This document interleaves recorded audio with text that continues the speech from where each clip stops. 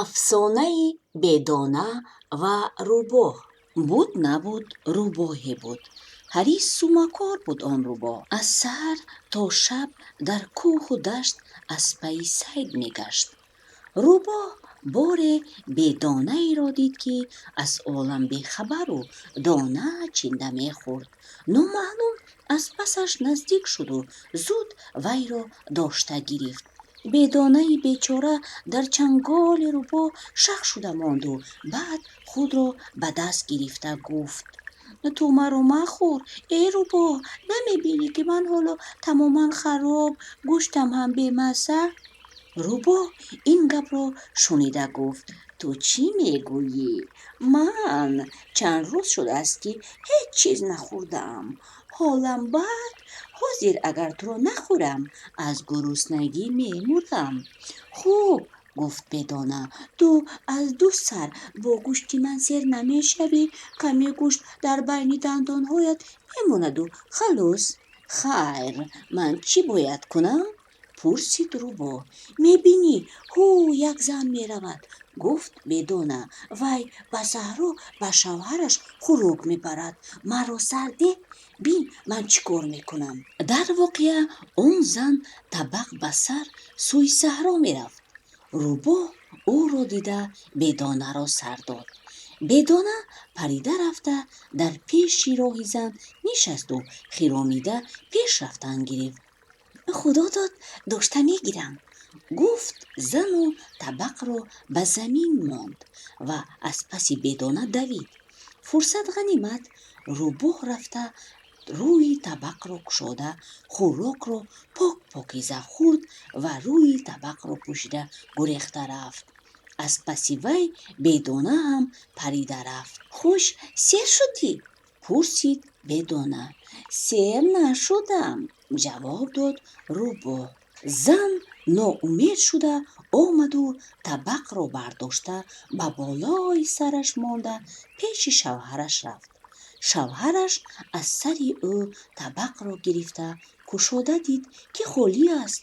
این چه گپ؟ پرسید او حیران شده. زن چی گفتنش را نمیدانست. مرد زنش را سرزنش کرد.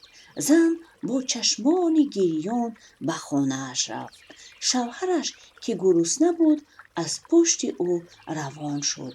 روباه و بدانه به دیه آمده به بام خانه آن زن و مرد برآمدند و از موری به درون نگاه کردند. مرد و زن پیش آتشدان نشسته جنجال میکردند. بدانه به روباه اینجا منتظر باش، گفت و پریده به درون خانه درآمد. زن بدانه را دیده سراسیمه به شوهرش گفت: انا همین بدانه مرا فریب کرد. در را پوشید، وی را میداریم. مرد در را پوشید. بدانه به کنج خانه پریده رفته در روی کرپچه نشست. ایستا، گفت مرد، من حاضر جزایش را میدهم. مرد کفشش را گرفته به سوی بدانه پرتافت. بدانه پریده آمد و به سر دیگ نشست. دیگ پر از خوراک بود. زن چمچه، مرد یک چوب را گرفته هر دو از پس بدانه دویدند. بدانه یک باره از موری برآمد و پریده رفت. زن و شوی به حولی برآمدند. همین وقت روباه به خانه زده در آمد و دیگ را خالی کرد. بعد وی بیرون برآمده خوب خندیده به بدانه گفت: یک دیگ خوراک خوردم ولی سیر نشدم. باز خوراک پیدا کن، اگر سستی کنی خودت را میخورم. بدانه حیران شد و فکر کرد که از این روباه مکار چه خیل خلاص شود. میتواند حاضر پریده رود، لیکن روباه است. بالاخره او را باز پیدا میکند و این دفعه حتما میخورد. همین وقت در کوچه دیه دو سگ پیدا شد. بدانه خود را به آنها نشان داد. سگها بدانه را داشتنی شدند. بدانه فراز زده به طرف روباه پریده رفت.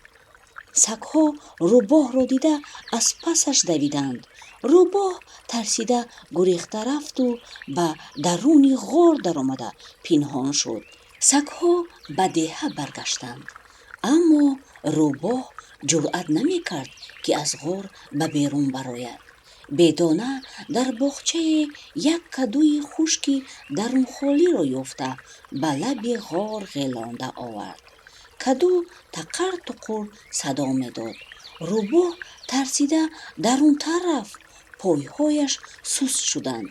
аз миён хеле вақт гузашт, вале тамоми умр дар ғор пинҳон шудани рӯбоҳ мумкин набуд. бинобар ин тарсону ларзон рӯбоҳ аз ғор берун баромада кадуи кафедаеро дид, ки тухми хушкаш чор тараф чошупор шуда буд.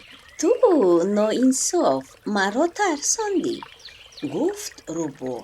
ман туро дар об ғарқ мекунам. рӯбоҳ сарашро ба даруни каду дароварда ба пеши дарьё рафта ба об андохт.